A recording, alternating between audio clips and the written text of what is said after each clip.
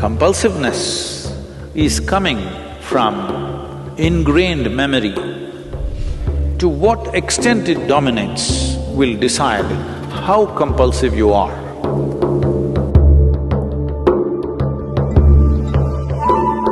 Don't try to counter it, don't try to forcefully beat it.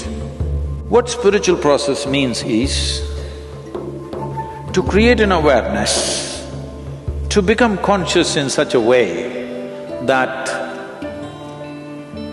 we override the memory.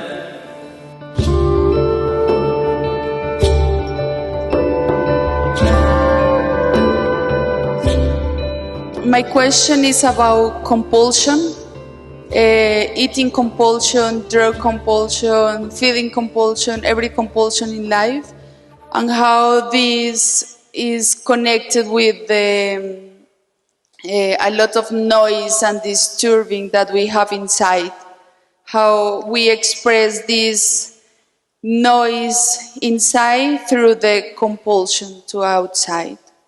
See, what you call as compulsive is, generally, people only recognize compulsive physical behavior. Somebody is addicted to drink, somebody is addicted to something else, somebody compulsively is abusive or something else negative that they cannot avoid doing is considered compulsive. But we must look a little deeper. The very way we sit and stand, largely it's compulsive.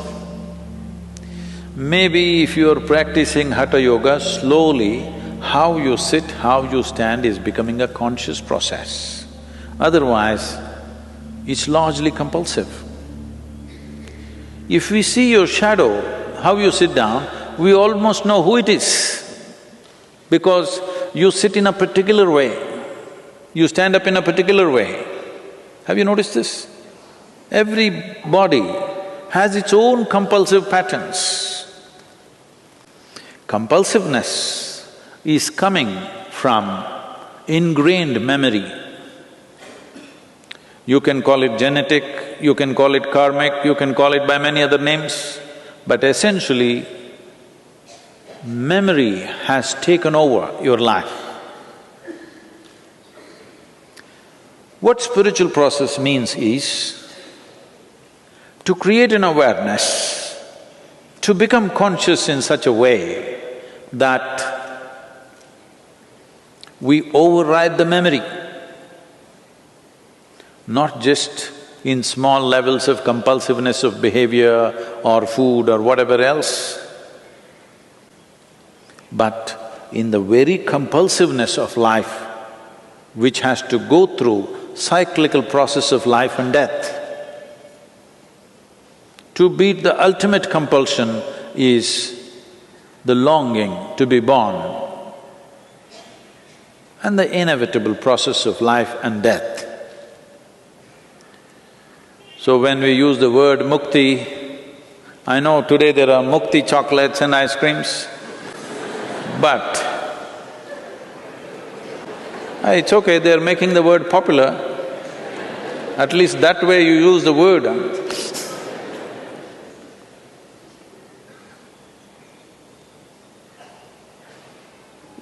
So, essentially compulsiveness means something is going cyclical.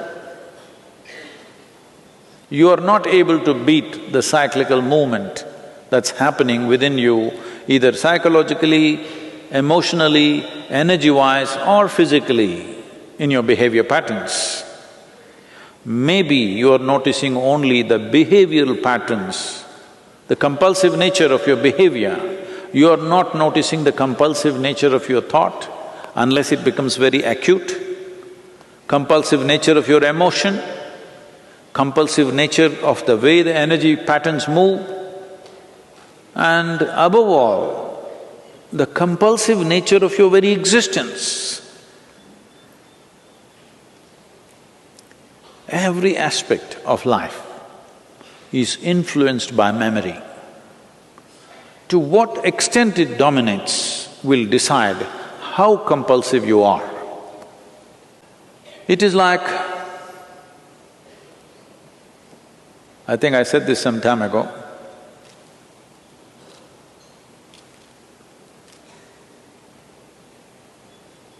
Swami creeps upon me every day, but not compulsively. When on the headphones they hear my voice is little going like that, he's coming with a warm drink,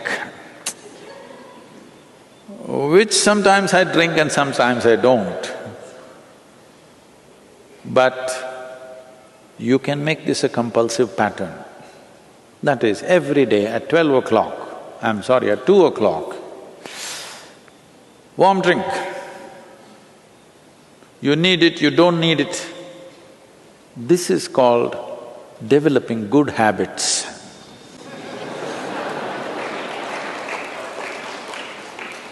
There are no good habits. All habits are bad because habit means you're trying to operate in a compulsive pattern. When you feel thirsty, you drink water.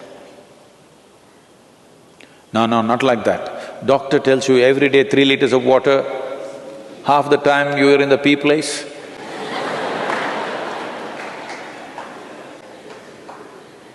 No, doctor should not tell you when to drink water. You must be conscious when you need water. Something so simple.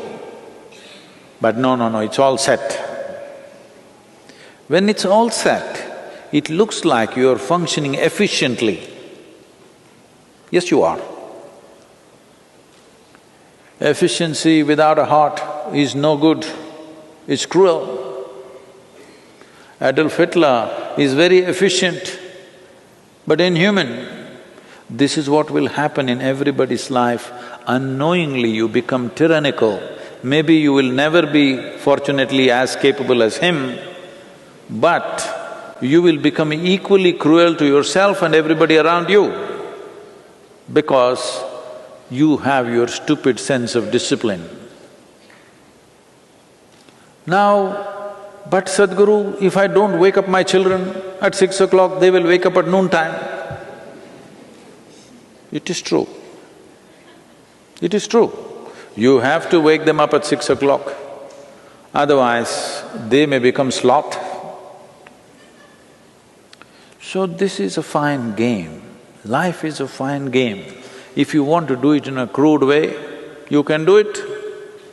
But if you want to do it well, it's a fine game. The same thing can be done in many different ways. So, Sadhguru, how do I wake up my children, Sadhguru? In a conscious way, at 6 o'clock in the morning, because they have to go to school at 7. Well, there are many situations in the world which not entirely our making, but we have to sync with it. Otherwise, we will become disaligned with everything. Well, we have to wake up the child to send him to school at 7. This happened. At 7 o'clock, not 6, a mother came for the 10th time since early morning and shook her son, "Wake up, you need to go to school." He said, "Mama, nobody likes me in school. The teachers don't like me. The rest of the staff don't like me. The bus drivers hate me. I don't want to go to school."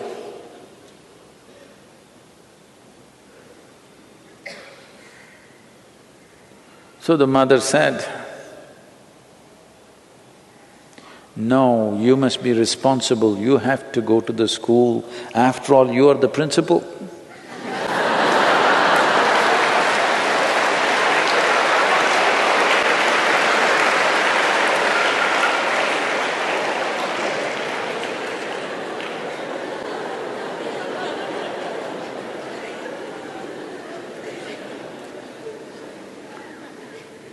To fulfill certain situations, we create certain patterns, but the pattern can be conscious pattern. It may be a rigid pattern, but a conscious pattern for a period of time to fulfill certain situations. But it need not become a part of our system. If you go with the rhythms of nature, naturally some things will happen in certain ways. Isn't that also compulsive? That every year in the month of June, monsoon should come. Is that not compulsive? It is. That is the that is the physical nature of the existence. It is by patterns, set patterns. Unfortunately, even the monsoons are becoming a bit conscious and not coming.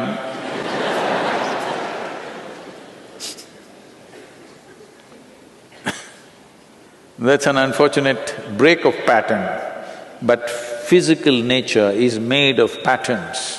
Whether individual atom or a cell or a molecule or the entire system, this is the way physical is made. This is the difference or distinction a human being knowingly or unknowingly trying to establish that I am something beyond the physical. No spiritual teaching might have gone into an individual person, but still even that person is trying to somehow prove to himself or herself that I am something more than physical. If somebody treats you just as a physical entity, you don't like it, isn't it? Hello? Physicality falls into set patterns. A dimension beyond physical doesn't fall into any set patterns, that is where it is from that dimension, the very idea of consciousness has risen in human mind. Human beings right now, in the evolutionary scale of things are like, let's say a bird which was left in a cage for a long time. Then, after many years, the cage door is left open, but the bird never makes an attempt to fly because it's gotten used to the cage. It's gotten identified with the cage and it doesn't fly. This is human nature right now. In the evolutionary scale of things, what was a crawling creature now has become like this. Now, the lid is blown away, but still we don't crawl out, simply because of habit. The genetic influence causing compulsive behavior. This happened. A 3-year-old boy told his friend, when I grow up, I will marry the girl next door. So the friend asked, why? So the boy said, because I am not allowed to cross the street.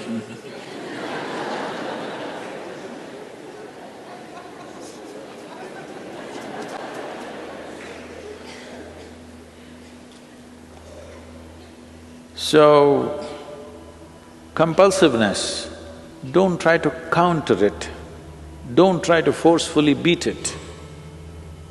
You just have to become conscious. This is like the light and darkness business. You don't fight with the darkness, that will be foolish.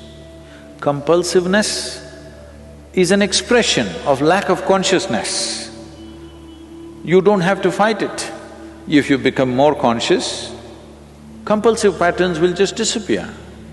It is like if you turn on the lights, darkness is gone. You don't have to fight with it.